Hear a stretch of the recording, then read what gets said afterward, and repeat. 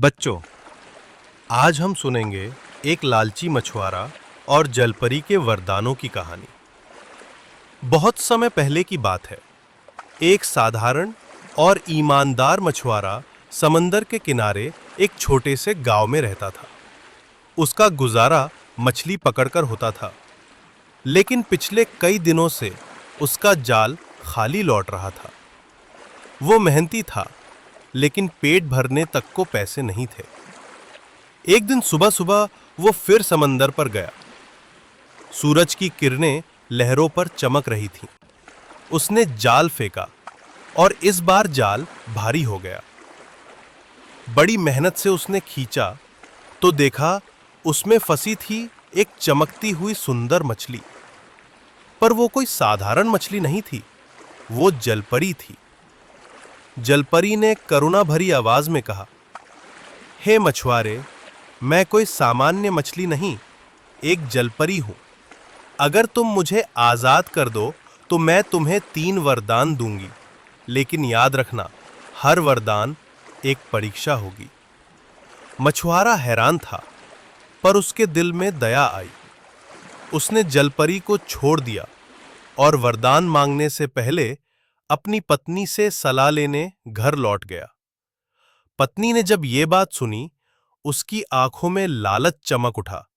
उसने कहा, पहले वरदान में मांगो कि हमें रोज भरपेट खाना और थोड़े पैसे मिलते रहें। अगली सुबह आंगन में एक थाली रखी थी, जिसमें गरम ताजा खाना और कुछ सिक्के रोज आने लगे। कुछ दिनों तक तो सब खुश रहे, पर फिर पत्नी ने कहा, हर रोज वही खाना, अब कुछ राजसी स्वाद होना चाहिए। दूसरे वरदान में उन्होंने मांगा सोने की रसोई और ऐसे नौकर चाकर जो कुछ भी पका सकें। जलपरी ने वरदान पूरा किया। उनका कच्चा घर अब एक बड़ा सा महल बन गया। नौकर चाकर विदेशी व्यंजन बनाते, सोने के बर्तन में खाना परोसते। लेकिन अब रिश्तेदारों, चापलूसों और धोखेबाजों की भीड़ लग गई। घर की शांति गायब हो गई।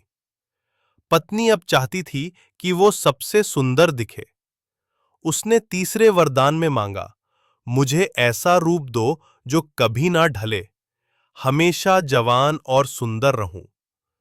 जलपरी ने उसकी इच्छा भी पूरी की, लेकिन अब पत्नी हर किसी पर शक करने लगी और चिड़चिड़ी हो गई।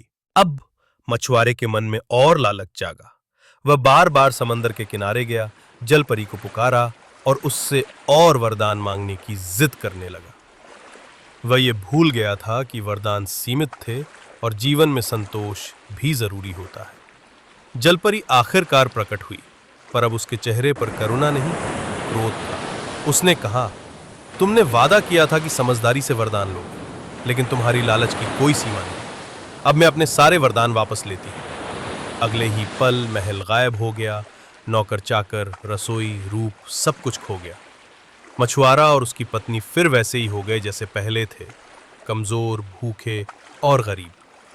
वे अब उसी टूटी नाव के पास बैठते थे जहां कभी उनका सपना शुरू हुआ था, लेकिन अब उनके पास पछतावा और सीख दोनों थे।